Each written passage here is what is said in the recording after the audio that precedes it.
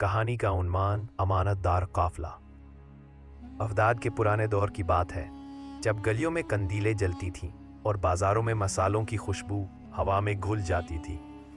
वो वक्त जब काफले दूर दराज शहरों से आते और जाते थे और लोग तिजारती सफ़र को ज़िंदगी का सबसे बड़ा काम समझते थे। उन्हीं दिनों में एक शख्स रहता था जिसका नाम सलीम था, जो शहर के मशहूर डाकुओं में गिना जाता था। सलीम के बारे में शहर के लोग कहते थे कि वो दिल का बुरा नहीं, मगर किस्मत ने उसे जराइम की राह पर डाल दिया है।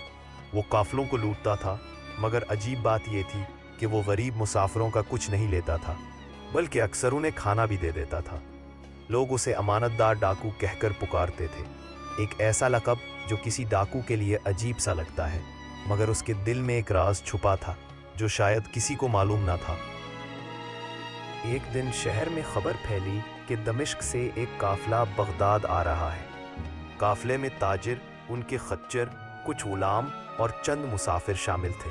लोगों में चहमगोइयाँ शुरू हो गईं कि ये काफला सोने चांदी से भरा हुआ है। सलीम के साथियों ने इससे कहा, ये मौका हाथ से जाने ना देना, आज किस्मत बदलने वाली है। सलीम ने खामोशी से सर हिलाया, मगर उसकी आंखों में कुछ और ही सोच झलक रही थी।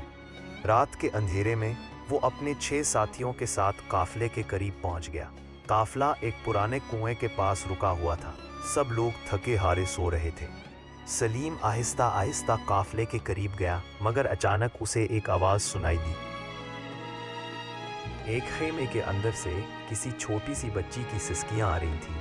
सलीम ने करीब जाकर सुना तो वो आसमान की तरफ हाथ उठाकर कह रही थी, ए अल्लाह, मेरे अब्बू बीमार हैं, हम बगदाद दवा लेने जा रहे हैं, हमारी हिफाजत फरमा, कोई बुरा शख्स हमें नुकसान न पहुंचाए। सलीम के दिल में एक अजीब सी छबन हुई, जैसे किसी ने उसके सीने में तीर मारा हो।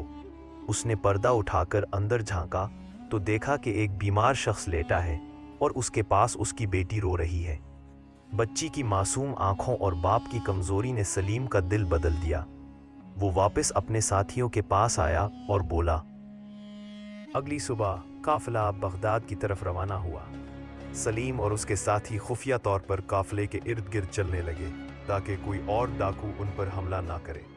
रास्ते में कई खतरनाक जगहें आईं। एक जगह कुछ जंगली कुत्ते काफिले के खच्चरों पर झपटे, मगर सलीम ने तलवार खींचकर उन्हें वापस जाने पर मजबूर कर दिया। काफिले के लोग समझ ही नहीं पा रहे थे कि ये कौन है जो अंधेरे में उनकी हिफाजत कर रहा है।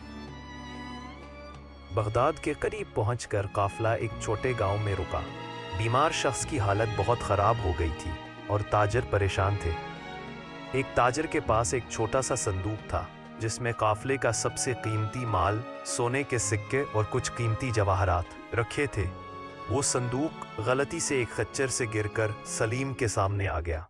ये मौका था कि वो सब लेकर भाग जाता, कोई पकड़ न पाता, मगर उसके जहन में बच्ची की दुआ गूंज उठी, ए अल्लाह, हमें किसी बुरे शख्स से बचा। सलीम ने संदूक उठाया और सीधा काफिले के सरदार के पास ले गया। काफिले के लोग हैरान रह गए, किसी डाकू ने कभी ऐसा नहीं किया था। जब काफिला बगदाद पहुंचा तो काफिले के सरदार ने सब लोगों को जमा करके कहा, ये शख्स जिसने हमारी हिफाजत की और अमानत वापस की, ये हमारा सबसे बड़ा मोहसिन है। लोग हैरान हुए जब नकाब उठा और सामने सलीम का चेहरा आया, शहर का मशहूर डाकू। सब चुप हो गए, जैसे वक्त थम गया हो। सलीम ने कहा, मैंने आज जाना कि असल दौलत सोने चांदी में नहीं, बल्कि दिल की सुकून में है। इस दिन के बाद इसने डाकुओं की जिंदगी छोड़ दी और काफिलों का मुहाफिज बन गया। लोग उसे अब अमानतदार काफलेची कहने लगे और इस बच्ची की दुआ ने एक डाकू को मुहाफिज बना दिया।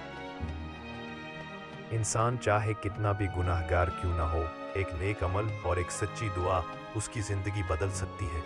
अमानतदारी और रहमदिली वो ख़जाने हैं जो कभी ख़त्म नहीं होते।